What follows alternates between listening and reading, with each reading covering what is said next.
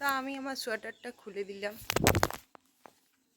আজকে একটা বিরাট বড় দুর্ঘটনা থেকে আমি বেঁচে গেলাম। হ্যাঁ দিদা, কি বলছো? কি বলছো? আমার দিন না একবারে কেচে দিয়ে দোকান দেবো।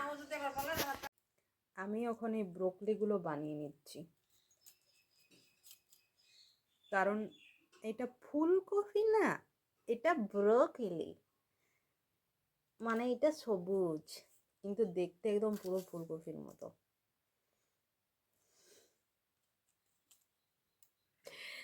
কিন্তু টেস্টটাও আলাদা, ফুলকপির মতো টেস্টটা আসে না এটার। এটা ঝোল ভালো হয় না, এটার তরকারি ভালো হয় না। এটার যেটা ভালো হয় সেটা হচ্ছে ভাজা। দিদা, অর্ধেকটাই ব্রোকলি করব, অর্ধেকটাই ব্রোকলি কাটবো। দিদা, দিদা, আমি গোটাটাই কেটে দিই। কেন গোটাটাই কেটে দিচ্ছি বলছি, কারণ আমার কাছে আছে আর একটা ব্রোকলি, তাই আমি গোটাটাই কাইটে দিলাম। ঠিক আছে, বেকার নিলাম, কারণ ব্রোকলি দিদা বলছে অত ভালো লাগে না খেতে, সেই জন্যে। তা আবার দুটা নিয়ে নিলাম, বলে আমাকে আবার তো সবজি কি পরশুর জন্যে, এই দুটো নিয়ে এলি ব্রোকলি। হ্যাঁ ভিজান দাও, হ্যাঁ ভিজান দাও, কুয়ার জলে ভিজান দাও। হ্যাঁ,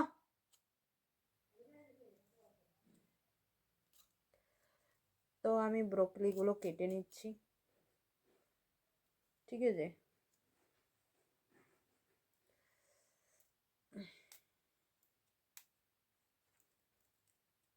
জীবনটা হয়ে গেছে ফুলকপির মতো,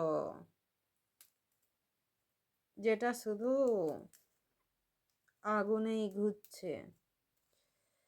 হাই রে হাই, কি কপাল! ফুলকপির এটা ন্যাড়া হয়ে গেছে মাথাটা, আমার মুখটা ফেটে গেছে। তো যাই হোক, আমি কেটে নিলাম ব্রোকলি, আর এটা হচ্ছে একটা ফুল, যেটা না মাথায় গুঁজা যাবে, এটা খাওয়ার ফুল, খাওয়ার ফুল। তো আমার broccoli cutting complete, broccoli cutting complete, আলু কাটিং স্টার্টিং। আলু আলু, হোয়ার ইজ আলু? এই তো হাতের কাছেই আলু পাওয়া যায়, বুঝেছেন? দিদা, দিদা, দিদা, দিদাকে যে জিজ্ঞেস করে আছে যে ব্রোকলির সাথে কি আলু হবে। उसके बाद cutting, no cutting, no cutting. First of all, I am asking. Broccoli cutting completed. আমি এখন মাখছি সানস্ক্রিন। ঠিক আছে, আর যে সানস্ক্রিনটা মাখছি সেটা হচ্ছে বায়োটিকের। তাই আমি সানস্ক্রিন এই কারণেই মাখছি, রোদের জন্যে নয়, কারণ মুখটা অনেক খসখস চড়চড়, যাকে বলে শুষ্ক ড্রাই, তাই সানস্ক্রিন এখন মেখে নেওয়া হচ্ছে।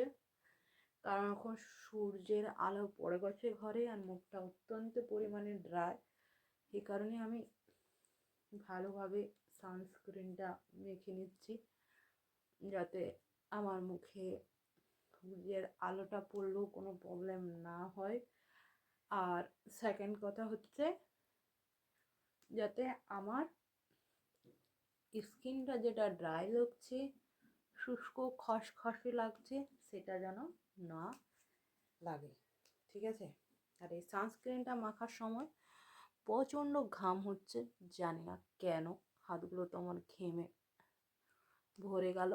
আর আমি আমার গায়ের সোয়েটার খুলে দিচ্ছি, মানে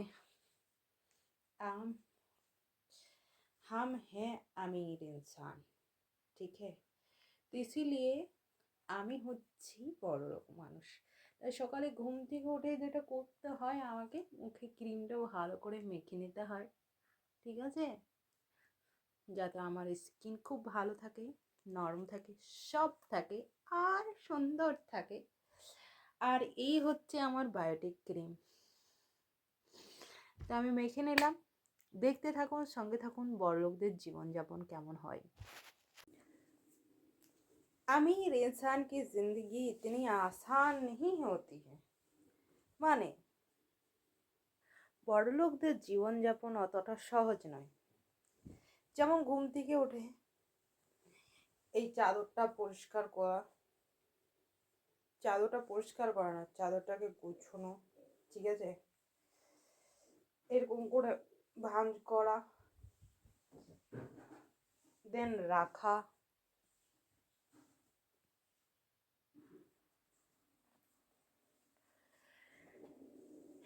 তারপরে আমার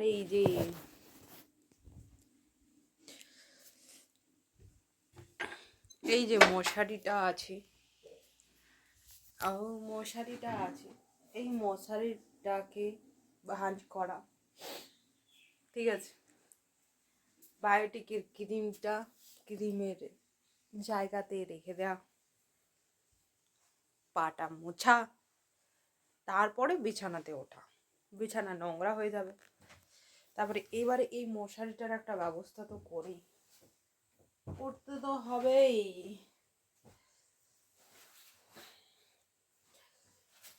সেটাই তো বলছি, বড়লোকদের জীবন কিন্তু অত সহজ হয় না, বুঝেছেন। যেমন আমি এখন কি করতে হয় আমাকে দেখুন। আমাকে ফার্স্টে এই ল্যাপটা গুছিয়ে নিতে হবে, মানে জাস্ট এরকম ভাবে, ঠিক আছে,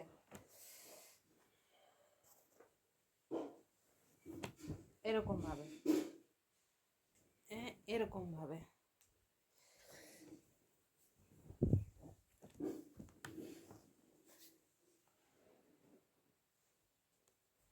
এরকম ভাবে ল্যাপটা গুছিয়ে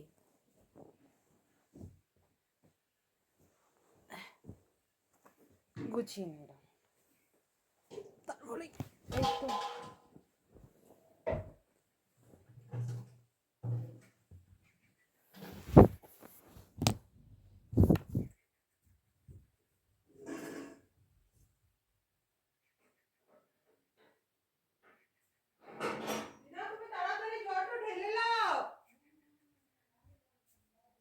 তুমি কি করছো? পা ওভার হয়ে যাবে।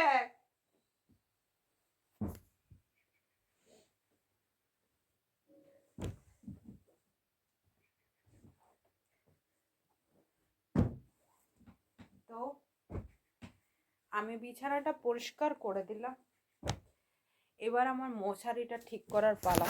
তো মশারিটা ঠিক করে নিই।